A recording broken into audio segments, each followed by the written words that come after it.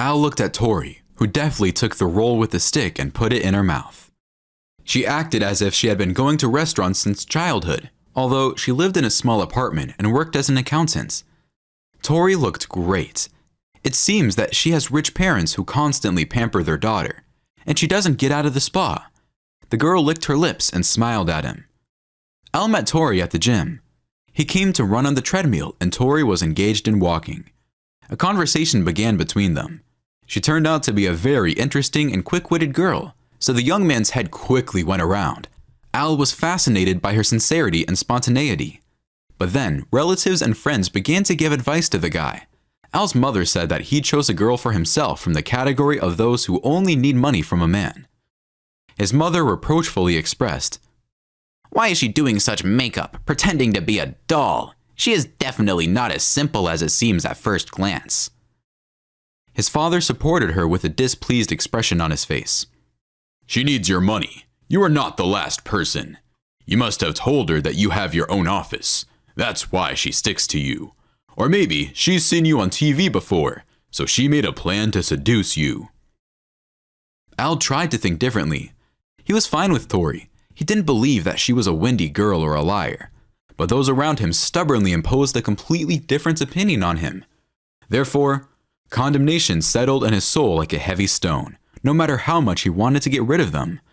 But Al increasingly began to notice the fact that he began to treat Tori differently than before. He constantly tried to find a catch in her behavior. He wanted to understand if she was really interested in him, or if she only needed his money.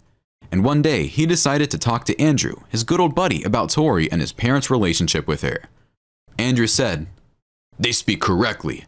Tori is a 100% hunter for wealth. Don't you yourself understand this? Do you think she earns money as an accountant for all this beauty?" Al swallowed hard. Do all girls look beautiful only thanks to beauty salons? If a girl is well groomed, then she is necessarily a hunter for wealth? He had many thoughts in his head, and each thought gave birth to a new doubt inside. Andrew spoke with a sly smile. "And you check her out. Give her some expensive jewelry. If she agrees and accepts the gift, then she is definitely the same hunter." Al decided to try. Before that, he gave Tori only flowers and invited her on a date. And now he decided to buy her a gold chain with an emerald pendant, which would perfectly match the color of her eyes. When he presented the gift, Tori didn't refuse. She calmly accepted the chain and said that she had not been given such expensive gifts before, and she was very pleased. Al didn't understand anything at all. How should he perceive her behavior now? She's actually a hunter for wealth, or an honest adult who doesn't want to waste her time needlessly rejecting gifts and bickering, just because pretty much everyone does it out of sheer shyness. He had even more questions, and Al didn't know how to find out exactly what Tori wanted. The man was embarrassed to directly invite her to draw up a marriage contract. He believed that he should share everything with his wife, at least in half, if not give her everything, because she would support him and keep the house comfortable, because she would bear him children in the future, because she simply exists, and that she chose him, although there are a lot of men around. His father said at a family dinner, noticing his son's condition, "Pretend to be bankrupt." Al didn't quite understand him. "What?" His father advised, "Pretend to be bankrupt. It's simple. Tell her you've lost everything, and live for a few days in a rented apartment. Take public transport, and see if your beauty girl stays with you or runs away from you." Al liked his father's proposal. The thought was actually correct. This way, he would be able to make sure that Tori loves him. Otherwise, he didn't want to think about another scenario, but at least he would not make the most serious mistake in his life if the girl disappeared. He would not marry the girl who needed only his finances. And now, as they sat in the Japanese restaurant, Al looked at Tori and prepared to tell her the lies he'd come up with overnight, but his tongue didn't want to turn. Al started. "Tori, something happened to me." And he paused, noticing her worried look. "This is probably the last time we have dinner at a restaurant." Tori was surprised. "Why? You say that like you want to leave me." Al said with difficulty. "No, they blocked all my accounts. Here's what's left of my cash. My apartment was also sealed, and my business is on the verge of bankruptcy. A bunch of checks from the tax and other nonsense. I'm not sure that I can afford all this, even if I return to work as a simple financer. Tori forced a smile and lowered her head. At that moment, something inside Al broke off. It seemed to him that he said goodbye to the woman whom he considered the best in the world. Tori didn't say anything else, and when Al saw her off, she just kissed him sparingly on the cheek and left.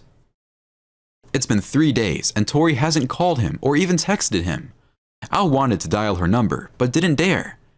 She made a decision and chose not him, so she didn't really love him. The man played this thought over and over in his head. However, 6 months of a happy relationship couldn't just disappear from his thoughts. They left an indelible mark. Al wanted to talk to the girl and sort out the situation. He even considered telling her that he lied about his financial situation. But then, Tori would have returned to him solely because of the money. Such a relationship would clearly have lost its passion and sincerity. Al began to frequent the cafe that he and Tori often went to when they were walking along the promenade together. He bought himself a coffee, sat down at a table, and looked out the window. In his mind, he returned to the moments when they wandered along the shore holding hands. He remembered her smile, jokes, stories about work, and his soul became very heavy. Tori strongly sunk into the soul of a man, and she didn't want to leave from there. The rings of bells on the cafe door brought the man back to reality. Al glanced towards the entrance and froze. Tori entered the cafe. She smiled with some sadness, as if she didn't expect to see him and was not glad to meet him. But she sat down at Al's table anyway and greeted him. The man remarked, "Hi, Tori." He had no idea what they could talk about. Only a week and a half had passed, and his soul went to his heels as soon as he saw her. And in that second, he was ready to confess everything and ask her to come back because he missed her. He went crazy without her. The girl started first. "How are you doing? I see that everything is fine with your business. I recently saw your interview on TV." Al opened his mouth, but closed it because the waiter came, and he could at least gather his thoughts a little to properly express what was on his soul. Tori ordered ice cream and coffee with cream, and the waiter left. Al looked at the girl. It was hard for him to even breathe, being next to her and realizing that she couldn't belong to him, and that all her love was feigned. And now she approached him, most likely because she saw his interview on TV. "Tori, I have to tell you something." Al hesitated to reveal his lies, although he wanted to tell her that she had failed the test. She whispered, "Speak." Al said and lowered his head. There was no bankruptcy. He had no idea where this conversation would lead, but he had to open his soul and tell her that she broke his heart and maybe he would feel better. "You decided to test me. I knew about it from the very beginning, even when you started talking to me then. Why do you think I decided to disappear from your life?"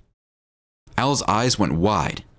He felt restless in his soul, as if he had been circled around his finger or were trying to do it now. "Then why didn't you say it right away?"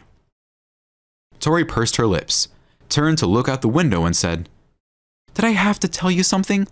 Almost from the very beginning, I felt distrust on your part. When we first met, I felt so warm and good with you. I was sure that I'd found the very man I could rely on, whom I could trust, and that it would be mutual. But it didn't last long. After meeting your parents, I felt pressured. It hasn't let go of me for a second since that day. You started acting like you were eyeing me, like you wanted to catch me red-handed, like some kind of thief. And after meeting your friends, you began to find fault with me for all sorts of trifles. Al, do you think I didn't see the face you gave me that pendant with?"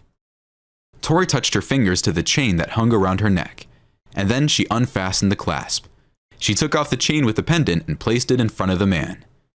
"You were waiting for me to start reacting like those naive girls who are waiting for such a gift. But when they receive it, they begin to pretend that it's so unexpected. You and I are both adults. Why did you have to arrange this test for me? Why didn't you trust me? Why do you doubt me? Didn't you feel my sincerity and love?" Al had nothing to say. His temples throbbed, and all the words were scattered in different directions. There was a void in his head. That's why Tori looked at him with such sadness then. She knew everything. She felt. And she didn't want to talk because she was in pain. The waiter brought Tori's order. She drank coffee and started eating ice cream, and Al didn't know what to say to her. He just sat, looked at the chain she took off her neck, and was silent, realizing that he himself had broken his love. "If you gave me a second chance, I would fix everything." That's the only thing Al could say. Why would you need a second chance? Tori took the money out of her purse and put it on the table. She rose to her feet and looked at the man. You're too dependent on someone else's opinion, and I need a reliable person who will love me and trust me, even if everyone around is against me. Unfortunately, people don't change at the snap of their fingers, and I don't believe that this will not happen again. Sorry, I have to run. I was glad to meet you, but that's all. And please don't try to find me. And better. Tori thought for a moment, sighed heavily, and added, Don't try to bring me back, but reconsider your behavior and attitude to life. You can't be led by someone else's opinion all your life. Tori is gone. It was hard for her to be around Al, but she understood that his test and distrust would not allow them to be truly happy. She couldn't stay near him, and he just sat, looked after her, and couldn't move, because he actually screwed everything up and let go of the person who could replace the whole world for him.